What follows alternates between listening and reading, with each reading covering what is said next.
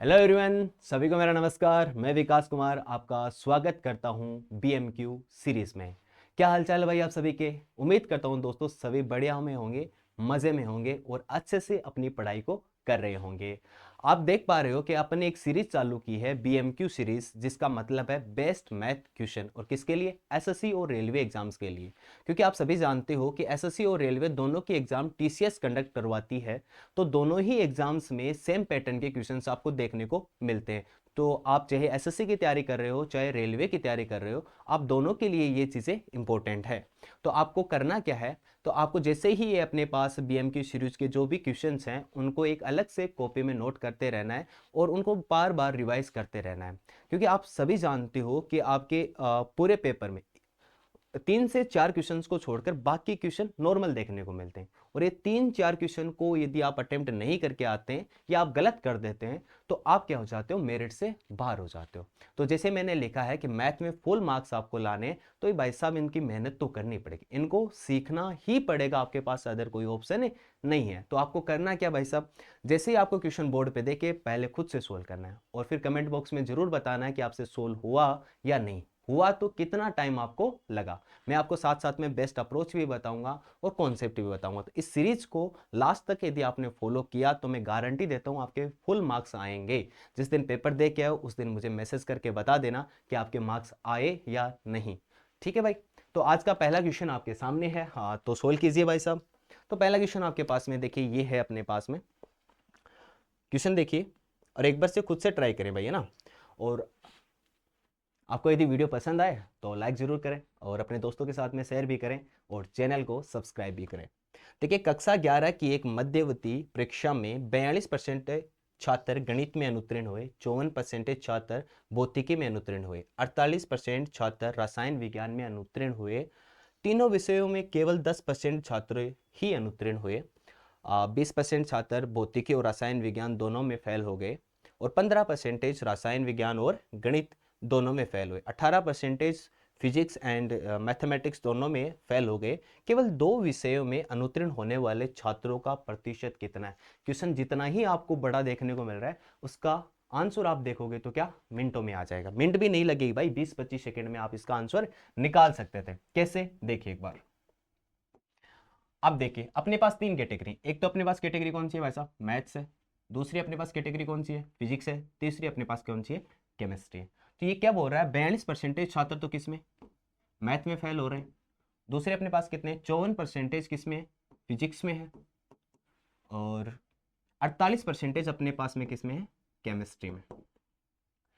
अब क्या बोल रहा है आगे देखिए, 10% छात्र दोनों तीनों विषय में केवल उत्तीर्ण हो रहे हैं। कितने परसेंटेज? मात्र 10% है वो तीनों में फेल हो रहे हैं। ठीक है भाई, लिख दिया अपन। अब देखिए आगे देखिए, फिजिक्स और केमिस्ट्री में कितने? 20% छात्र दोनों में अनुत्तीर्ण हो रहे हैं। कितने? 20% छात्र आ रहे हैं। ठीक है। अब देखिए 20% छात्र किस में हो रहे हैं? फिजिक्स और केमिस्ट्री में मिला के। तो अब एक चीज देखिए, ये जो 10% है ये भी तो फिजिक्स और केमिस्ट्री और मैथ तीनों में फेल हो रहे हैं। तो ये 10% तो पहले ही काउंट हो चुका है। तो अपने पास 20% जो टोटल फेल हो रहे थे किसमें? फिजिक्स और केमिस्ट्री में, दोनों में मिलाकर, तो उसमें से 10% तो पहले ही यहाँ पे एंट्री हो चुके हैं। तो यहाँ पे कितना बचेगा बताओ? 10% बचेगा। ठीक है। अगले वाला देखते हैं। 15% केमिस्ट्री और मैथ में होते हैं। तो 15% किस में होना चाहिए था? केमिस्ट्री और मैथ में। लेकिन 10% तो पहले ही किस में फेल हो गए? अपने पास में तीनों में फेल हो गए। तो इसके लिए कितना बचा? मात्र 5% बचा है। ठीक है। आगे देखते हैं, 18% छात्र भौतिकी और गणित दोनों में उत्तीर्ण हुए। किसमें? फिजिक्स और मैथ में अपने पास में टोटल कितने हुए? 18% हुए। कितने हुए भाई साहब? 18%। जबकि आप जानते हो कि 10% तो पहले तीनों में फेल हो चुके। तो इसके लिए अपने पास में कितना बचा? 8%। अब देख लीजिए आप जी, फिजिक्स और मैथ में दोनों में फेल होने वालों की संख्या कितनी है? 18। फिजिक्स और केमिस्ट्री में अपने पास देखो तो 10 और 10 कितनी है? 20 है। सर्किल में आप देखें। और अपने पास किस में? केमिस्ट्री और मैथ में देखिए कितना है? 5 और 10 15। क्या अपने पास पूरी चीजें अपने लिख ली? तो अपन से पूछा क्या गया था? अपन से पूछा गया था केवल 2 विषयों में, केवल 2 विषयों में अनुत्तीर्ण होने वाले। तो केवल 2 विषय वाला एरिया कौन सा है? ये तो देखिए अपने पास ये 2 वाला है, ये वाला है, ये और ये वाला है। क्योंकि इसके बीच में ये तो क्या है? तीनों में फेल हो गए। तो केवल 2 में पूछा था तो कितने हैं बताओ? एक तो 8% है और ये कितना है? 10% है। दूसरा कितना है अपने पास? 5%। सभी को जोड़ो, बताओ मान कितना आ गया, 10 और 8 18 5 23%।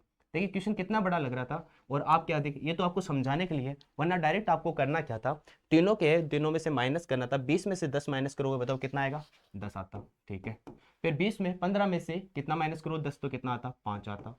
और तीसरा अपने पास 18 में से 10 माइनस करो, कितना आता, 8। सभी को जोड़ते कितना मान आ जाता, 23। आपका उत्तर कौन सा आ जाता, ऑप्शन सी आपका करेक्ट हो जाएगा। क्या पता। ठीक है, आपको कैसा लगा ये क्वेश्चन जरूर बताएं एक बार कमेंट में, और आपका ठीक हुआ या नहीं, आप सॉल्यूशन निकाल पाए या नहीं, एक बार जरूर बताएं। ठीक है, अगला क्वेश्चन देखते हैं भाई, है ना। इस तरह से ही आपको मजा आता रहेगा पढ़ने में, बस आप डेली फॉलो जरूर करेंगे, है ना। कि अपने पास देखिए 21 व्यक्ति हैं और 3 भाषाएं हैं अपने पास, कौन सी, फ्रेंच, जर्मन और जापानी है। 10 व्यक्ति जर्मन बोलते हैं, 12 व्यक्ति जापानी बोलते हैं और 10 व्यक्ति फ्रेंच बोलते हैं। 4 केवल फ्रेंच बोल सकते हैं और 5 केवल जापानी बोल सकते हैं। 4 फ्रेंच के साथ साथ जर्मन भी बोल सकते हैं। 3 व्यक्ति सभी भाषाएं बोल सकते हैं। कितने व्यक्ति जापानी और जर्मन बोलते हैं। ठीक है भाई, देखने में क्वेश्चन ये भी आपको कंफ्यूजिंग लगेगा, लेकिन आप जब करने बैठोगे ना तो देखिए फटाफट से आंसर आ जाएगा। और ये क्वेश्चन भी अच्छा क्वेश्चन है ना, अच्छा क्वेश्चन है आपके पास में। देखिए टोटल व्यक्ति अपने पास कितने हैं भाई साहब, ये समझने की आवश्यकता कितनी है, 21। आपके पास 3 भाषाएं, मैं लिख देता हूं एक बार के लिए भाई साहब। ये फ्रेंच हो गए अपने पास में, और ये अपने पास में कौन सी होगी, जर्मन होगी, और ये अपने पास में कौन सी होगी, जापानी होगी। अब देखिए 10 व्यक्ति जर्मन बोलते हैं, मतलब जर्मन बोलने वाले अपने पास ये हैं, कितने व्यक्ति हैं टोटल, 10 व्यक्ति हैं। 12 व्यक्ति कौन बोलते हैं भाई साहब, जापानी बोलते हैं। ठीक है, और 10 व्यक्ति अपने पास में क्या बोलते हैं भाई साहब, फ्रेंच बोलते हैं। ठीक है, अब आगे देखिए, आगे देखिए क्या दे रखा है, 4 केवल फ्रेंच बोल सकते हैं। अब देखिए जितने भी फ्रेंच बोलने वाले, अब देखिए ये फ्रेंच तो सारे बोलते हैं, इसका मान तो कितना है, 10। लेकिन केवल वाला देखिए एरिया कौन सा निकल के आएगा, मैं यहाँ से इसको डिनोट करूँ तो एक बार देख लेना। ये वाला एरिया आपके पास में क्या बोलता है, इधर इधर वाला क्या बोलता है अपने पास में, फ्रेंच बोलता है। कितने हैं, 4%, सॉरी 4 है अपने पास में। और 5 केवल जापानी बोल सकते हैं, और जापानी बोलने वाले कहाँ है, ये वाला। तो इसका नीचे वाला जो ये पार्ट है, ये वाला पार्ट है, ये कितने हैं, 5। ये नीचे नीचे वाला कितना है, 5 है। आगे देखिए अपने पास में 4 फ्रेंच के साथ साथ जर्मन भी बोल सकते हैं। 3 व्यक्ति सभी भाषाएं बोलते हैं। तो पहले एंट्री किसकी करेंगे, तीनों भाषाएं बोलने वाले। कितनी है भाई साहब, 3 है। कितनी है, 3 है अपने पास में। ठीक है, अब देखिए इस लाइन को दोबारा पढ़िए, 4 फ्रेंच के साथ साथ जर्मन भी बोलते हैं। फ्रेंच के साथ साथ में जर्मन बोलने वाले कितने, 4 है। तब कि देखिए अब 3 तो इसके अंदर पहले आ चुका है, तो इसके लिए अपने पास में कितना बचा भाई साहब, एक बच्चा, एक लिख दिया अपन ने। ठीक है, आगे देखते हैं। उसके बाद में देखिए अपने पास में यहाँ पे देखिए एक बार एंट्री करें, तो यहाँ पे टोटल कितना होना चाहिए था, ये वाला सर्किल कितना का होना चाहिए था, 10 का होना चाहिए था। हुआ कब, कितने का, देखिए 4, एक 5 और 3 8, 8 का हो गया। तो ये वाला पार्ट कितना बचा हुआ है, वो कितना हो जाएगा, क्या 2 नहीं हो जाएगा, क्या कितना हो जाएगा, 2 हो जाएगा। 4 एक 5 3 8 2 10 हो गया ना भाई। ठीक है, अब देखते हैं आगे की तरफ चलते हैं। अब इसका पार्ट की बात करूं तो देखिए कितना होना चाहिए था, 5 2 7, 7 और 3 10, 10। तो ये अपने पास में देखो टोटल कितना था, 12। तो ये कितना बच गया बताओ, 2 बच गया। अब इसकी एंट्री देखते हैं, 1 3 4, 4 2 6। तो इसका कितना बचेगा, ये बाहर वाला पार्ट 4 बचेगा, क्योंकि हर सर्किल का जितना अपने पास देना वो होना चाहिए। जैसे मैं फ्रेंच वाले की बात करूं तो देखिए टोटल कितना है, 4 1 5 3 8 2 10। जर्मन वाले की बात करूं तो कितना है, 4 1 5 3 8 2 10। यहाँ की जापानी वाले की देखो, 2 3 5 2 7 और 5 12। क्या सेटिस्फाई कर रहा है सारी कंडीशंस को।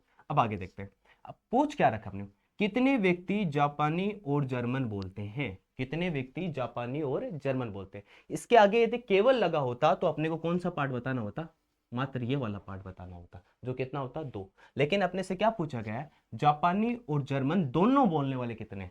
तो कितने हैं भाई साहब, 2 तो हैं, तो सिर्फ जापानी और जर्मन बोलते हैं। और 3 वह है तो तीनों भाषाएं बोलते हैं, तो तीनों भाषाएं बोलते हैं, मतलब जापानी और जर्मन दोनों बोलते हैं। तो 2 + 3 अपने पास कितना हो जाएगा आंसर, 5। तो कितने व्यक्ति होंगे भाई साहब, 5 व्यक्ति होंगे। ठीक है, तो अपने 2 क्वेश्चन देखे। एक बार जरूर बताएं कि आपको ये क्वेश्चंस कैसे लगे और क्या आपको अच्छे से समझ में आए। कमेंट बॉक्स में जरूर बताएं, क्या इस सीरीज में और क्वेश्चंस को भी बढ़ाना चाहिए या फिर 2 या 3 क्वेश्चन ही आपको रखने चाहिए। ये आपके कमेंट बॉक्स में जरूर बताएं, और आपके कितने सही हुए हैं, कितने गलत हुए हैं, ये भी जरूर बताएं। ठीक है, और आपने सोल्व कर पाए या नहीं कर पाए, इस चीज़ के बारे में सोचें एक बार कि ये क्वेश्चन आपके लिए कितने इंपॉर्टेंट है। अब इस क्वेश्चन को आपको करने में मात्र कितना मिनट लगता, 30-40 सेकंड में ही आपको हो जाता, मिनट भी आपको पूरी नहीं लगती। तो आप ऐसे ही क्वेश्चंस को सीखते रहें और अपनी पढ़ाई को अच्छे से करते रहें। और देखिए 2025 आपके लिए बहुत ज़्यादा इंपॉर्टेंट है, क्योंकि इसमें आपके पास रेलवे की भी वैकेंसीज हैं और एसएससी की वैकेंसी भी हैं। तो दोनों ही आपको, पहला तो आपका काम क्या है, जॉब निकालना। तो पहले अपना जॉब निकालने का काम कीजिए और अच्छे से मेहनत कीजिए, है ना। बिना मेहनत काम करे काम नहीं चलेगा, ये मैं आपको बता रहा हूँ। और बाकी ही जल्द ही मैं आपके लिए पूरा सिलेबस भी फ्री ऑफ कॉस्ट यूट्यूब पे करवाने वाला हूँ। लेकिन ये तभी हो पाएगा जब आप इस वीडियो को बहुत ज़्यादा शेयर करेंगे और लोगों को सजेस्ट करेंगे। क्योंकि देखिए, पढ़ाने का मतलब क्या होता है, पढ़ाने का मतलब ये होता है कि यार बच्चे हमसे सीखें और उनका क्या हो, सिलेक्शन हो, ठीक है। तो आपको सिलेक्शन दिलवाने की गारंटी हम देते हैं, और बाकी आप देख लीजिए कैसे आपको पढ़ना है। तो मिलते हैं नेक्स्ट क्लास में, तब तक के लिए सभी को बाय बाय और जय हिंद।